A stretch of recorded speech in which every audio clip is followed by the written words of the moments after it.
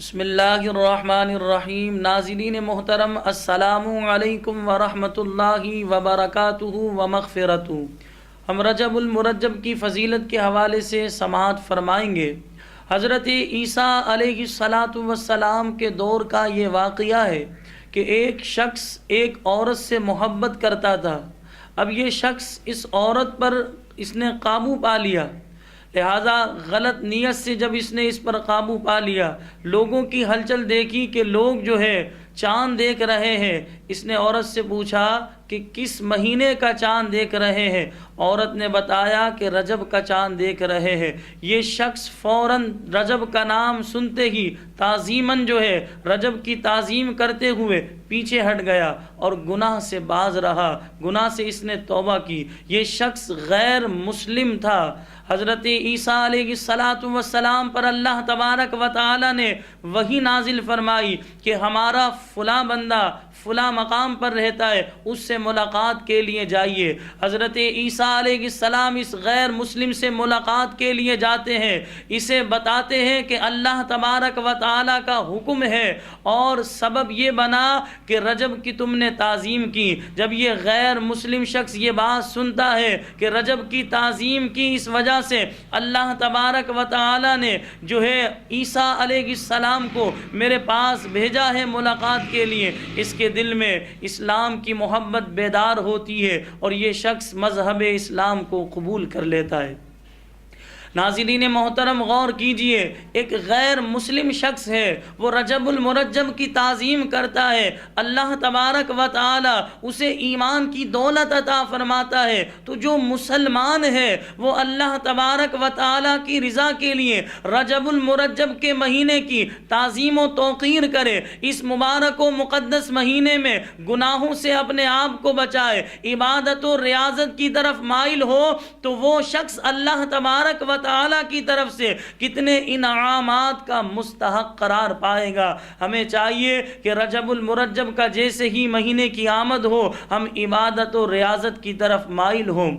اللہ تبارک و تعالی 10ویں سپارے سورہ توبہ میں ارشاد فرماتا ہے، ان عدت الشہور عند اللہ 12 شہرا فی کتاب اللہ یوم خلق السماوات والارض منها 4 حرم۔ اللہ پاک فرماتا ہے بے شک اللہ کے نزدیک مہینوں کی تعداد 12 مہینے ہیں اللہ کی کتاب میں، جب سے آسمان و زمین اللہ نے بنائے۔ اور آگے فرماتا ہے اللہ منها 4 حرم، ان 12 مہینوں میں سے 4 مہینے حرمت والے ہیں، ان حرمت والے مہینوں میں سے ایک مہینہ رجب المرجب ہے۔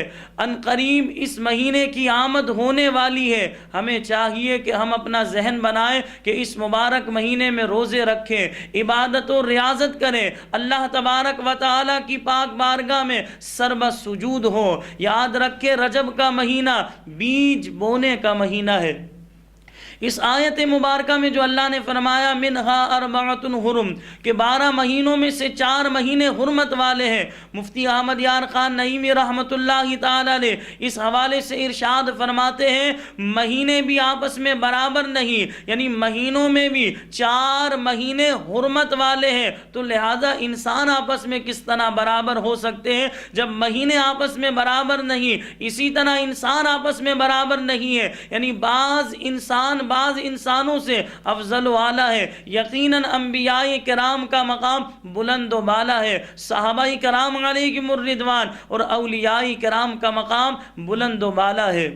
حضرت علی رضی اللہ تعالیٰ عنہ جو خلیفہ رابع داماد مصطفیٰ حسنین کریمین رضی اللہ تعالیٰ عنہما کے والد محترم خاتون جنت کے شوہر نامدار ہیں، ان کے حوالے سے آتا ہے کہ پورے سال میں 4 راتیں یہ اپنی تمام مصروفیات سے خالی کر کے اللہ کی عبادت میں گزارتے۔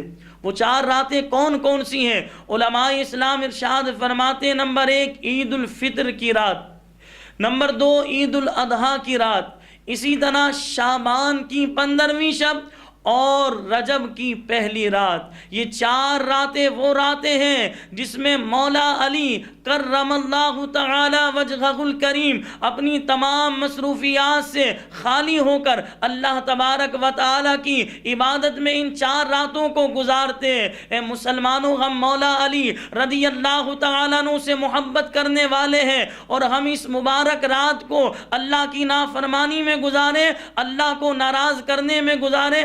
آج ہمارا مسلمان مبارک مہینے آئے، مبارک دن آئے، مبارک راتیں آئے، پھر بھی ہمارا مسلمان غفلت کا شکار رہے۔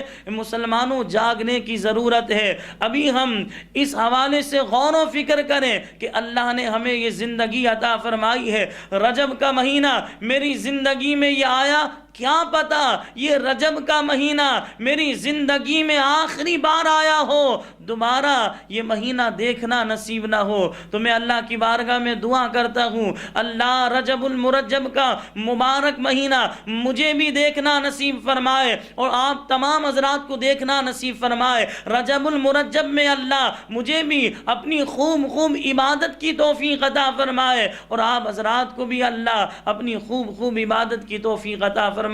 وآخر دعوانا ان الحمد للہ رب العالمین۔